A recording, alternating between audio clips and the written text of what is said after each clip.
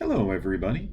In this video, we're going to learn about a new vector operation called the dot product. Now in the past, we've learned about two different operations, one called vector addition, where you add the components of a vector to produce a new vector, and scalar multiplication, where you multiply all the parts of a vector by a single number. Now there are lots of other operations you could define on vectors, but there are some which will be more useful than others. For example, you could imagine maybe multiplying the components of two vectors together, kind of like you do with vector addition. But it turns out that's not really useful. But the dot product is useful.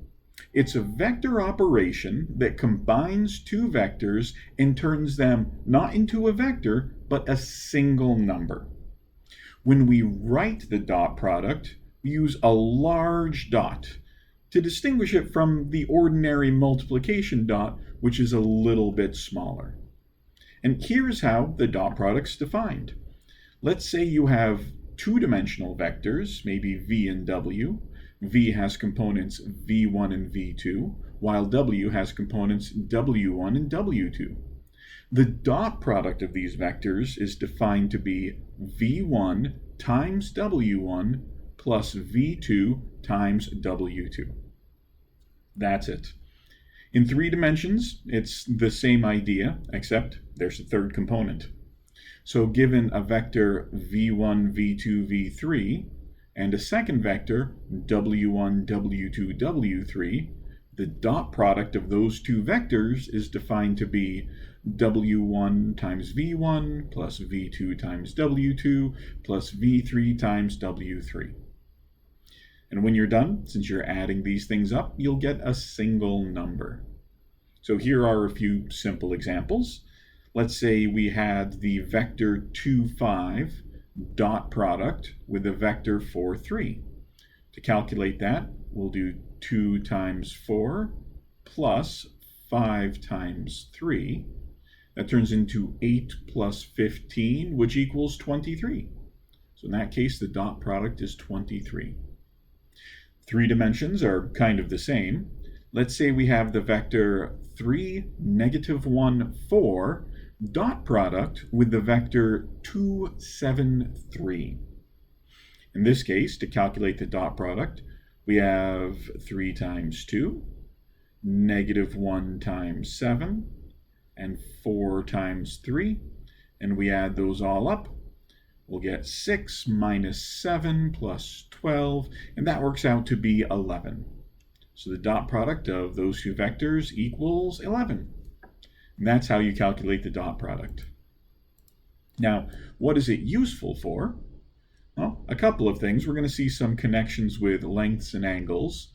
But before we can explore those connections, there are a few properties we should talk about. It has very nice properties, the kinds of ones you've come to expect from your earlier algebra classes. For example, since the dot product is created with just addition and multiplication, it's a commutative operation. That means that vector v dot vector w is equal to vector w dot vector v. And it's easy to check this. You could calculate the left-hand side using algebra and that definition, then calculate the right-hand side and show that they're equal. So, good practice. The distributive property also holds. Specifically, the dot product distributes over addition, just like ordinary multiplication does. In this case, that means that the vector u dot product with the quantity v plus w, it's in parentheses there, that's equal to u dot v plus u dot w. So the u vector dots with each vector within the parentheses. Finally, it behaves nicely with scalar multiplication. You can factor through scalars. And this means that if you have a vector u dot product with c times v, that's a smaller dot, so that's ordinary scalar multiplication there. That can also be rewritten as c times the dot product of u and v. Right, so those are some properties of the dot product. Again, you can verify them with algebra if you wish. Now, here's the first interesting connection with something we've actually seen before. The dot product shows up whenever you're talking about length. So for example, let's say the vector v has components v1 and v2.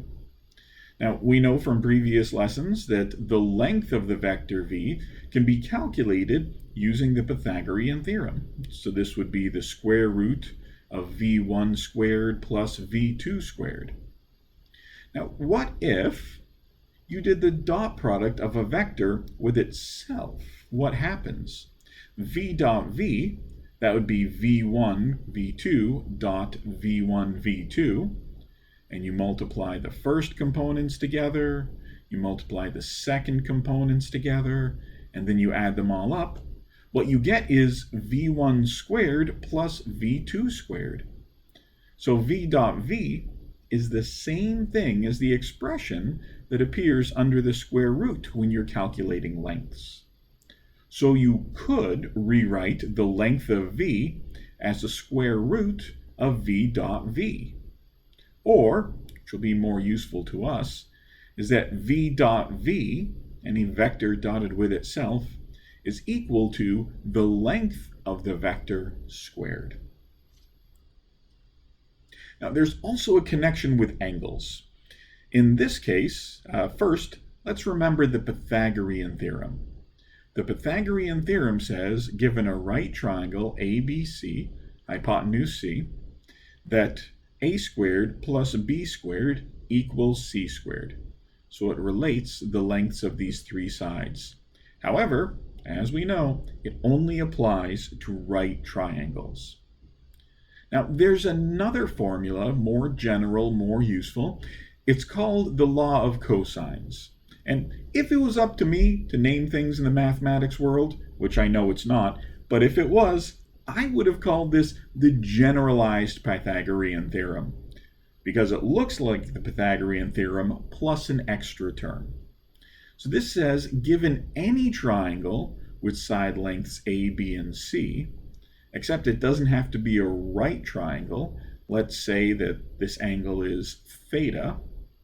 Then there's a relationship between the side lengths and the cosine of the angle. The law of cosines, or the generalized Pythagorean theorem, says that a squared plus b squared equals c squared plus 2ab times cosine of that angle. And if that angle just happened to be a right angle, if theta was 90 degrees, well then the cosine of 90 degrees is equal to 0, and that whole term would cancel, leaving you with just the Pythagorean theorem. That's why I like to think of this as a generalized Pythagorean theorem. But this is a unit on vectors, so what does this have to do with vectors? What we'll do is we're going to rewrite the law of cosines using lengths of vectors. So let's say we have a vector v, that's like the bottom of our triangle, and a vector w along the right side of our triangle, and an angle theta between them. So this side length a is the length of the vector v. The side length b, that's the length of the vector w. What about the third side, the side which is opposite to the angle theta? Well, to write this side as a combination of these two vectors, remember the way vector addition works is we can think of it as following the path of one vector and then another. Right? How would we get from this point all the way up to this point? Well, we'd have to travel backwards along vector v and then vector w. But to reverse the direction of vector v, we could just multiply that by -1. Scalar multiplication by a negative number flips the direction of a vector. So, to get from this point down here to this point up here, we could first travel along -v plus w. So we could write this third side as -v plus w, and the length of that sum would be the length c. So again, we could rewrite this triangle in terms of vectors. Once we've done that, we're going to actually substitute those values into here, into the law of cosines. So remember that A is the length of V, B is the length of W, C is the length of negative V plus W, and theta is the angle between them. Now the law of cosines says that a squared plus b squared equals c squared, oh, this should actually be a plus 2ab cosine theta. So let's go ahead and substitute for a, b, and c, these lengths of vectors here. And conveniently, remember we said the dot product of a vector with itself is equal to the length of the vector squared. So I'm going to switch some of these expressions right here. So for example, this length of minus v plus w squared, I could write as the dot product of this vector sum with itself. And we know that the dot product is distributive. That means that, well, sometimes this is called FOIL, when you multiply out using the distributive property twice. We've got the first dot the first, and the negative signs cancel there. We've got the outsides multiplied or dot producted together. The insides dot producted together. However, since the dot product is commutative, we can combine those two, and that becomes negative 2 times v dot w, and then plus w dot w at the end. And now we'll go in the other direction. The vector dot itself can be replaced with the length of that vector squared. So we'll do that for v dot v, write that as length of v squared, and w dot w, which is length of w squared. Right now we have a new way to replace this part of the law of cosines. And so we'll do that substitution down here, right, where we had that long length squared. We'll replace it with these new terms, specifically because we're going to get a lot of cancellation, which will make this formula not so bad. On the left-hand side, we have a length of v squared, and on the right-hand side, we have a length of v squared. Those two are going to cancel. On the left-hand side, we have a length of w squared. On the right-hand side, we have a length of w squared. Those two are going to cancel. We also have this negative 2 v dot w. We're going to move that to the other side, so it'll become a positive 2 v dot w. And then we can divide both sides by a 2. So this 2 is going to divide out with that 2. We can also isolate cosine theta by itself, right, just by dividing both sides by length of v, length of w. When all the algebraic dust settles, this is what we're left with, outlined here in orange, and this formula is amazingly useful. So it gets a nice big circle.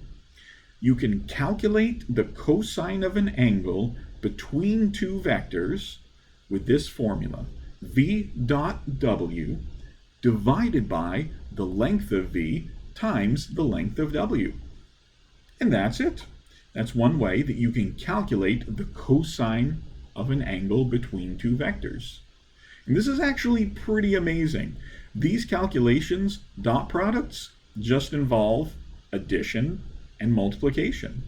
Lengths involve addition, multiplication, and square roots.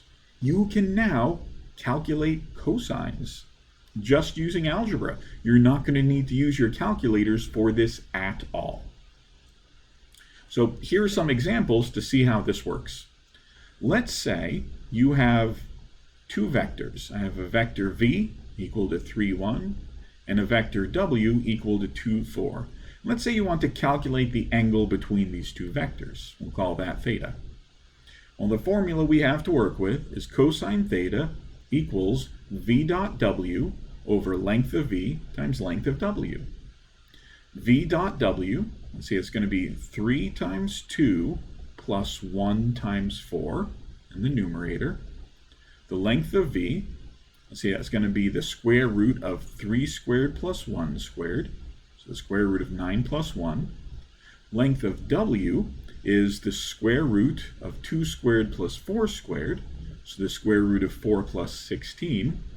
And add these things together. See, across the top we have 6 plus 4, that's 10. Divided by square root of 10 and square root of 20. And you could just leave it like that if you want. But sometimes things simplify nicely, as they do in this case. You can combine the numbers under the square roots by multiplying them together. And the square root of 200, well, there's a perfect square in there, 100. So the denominator becomes 10 radical 2. The 10 on the denominator cancels the 10 on the numerator, and you're left with 1 over rad 2. Right, that's pretty simple. And that actually turns out to be a special angle. That's actually the angle, the cosine of the angle 45 degrees, or pi over 4 radians. Now, we usually won't need to solve for the angle theta, but you can just by doing the inverse cosine, or the arc cosine of this value, which works out nicely here, but in general it won't. Let's do another example. Let's say I've got a vector v, which is the vector -2, 5, and the vector w, which is the vector 3, 4. So we want to calculate the cosine of the angle between them. Once again, v dot w is the numerator. It's going to be -2 times 3 is -6. 5 times 4 is 20. So the numerator is 14. The denominator, we have length of v. Let's see, that's 4 plus 25, the square root of 4 plus 25, that's square root of 29. And the length of w, that's a square root of 9 plus 16, which is square root of 25, which is 5. That works out nice. And this is the cosine of the angle between those two vectors. Now, in general, you could try to figure out what the angle is by doing arc cosine of this. I'm not sure what it is. It's not going to be very helpful. But in theory, you could do that. Now, just as a few parting observations before we go, one very useful application of this formula is the following. Let's say the dot product of two vectors was equal to 0. What does that mean? Well, if the dot product of two vectors is 0, this means this whole fraction on the right side of the formula is going to be 0. Well, that means that cosine of theta will be equal to 0. What angle has a cosine equal to 0? A 90-degree angle. In other words, if the dot product of two vectors is 0, the angle between them is 90 degrees. In that case, we say the vectors are perpendicular to each other. V is perpendicular to W. We'll often use this perpendicular symbol, which looks like literally one perpendicular line on top of another. It's making two right angles there. Right, so dot products can help us figure out when two vectors are perpendicular. We can even generalize this. Right here, this is part of the graph of the cosine function, right, from 0 over to pi. And we can see that if the angle is less than 90 degrees, right, for these values of theta, we know that cosine is positive. Cosine is positive, and we always know that the lengths of vectors are positive, which means the dot product must also be positive. And this works both ways as well. If the dot product is positive, and since the lengths are also positive, that means cosine of theta is positive, which means your angle is less than 90 degrees. If the dot product is positive, the angle is acute. Conversely, when the angle is greater than 90 degrees, the value of cosine is negative. And so if theta is greater than 90 degrees, cosine of theta is negative. That's going to mean the dot product is also negative. And that, again, works both ways. So if your dot product is negative, that means the vectors form an obtuse angle. Right? So the dot product is a quick way to get a lot of information about the angle between two vectors. And as we'll see in the next video, and many other videos to follow, that's a very useful thing to be able to calculate. That's it for now. Thanks for watching.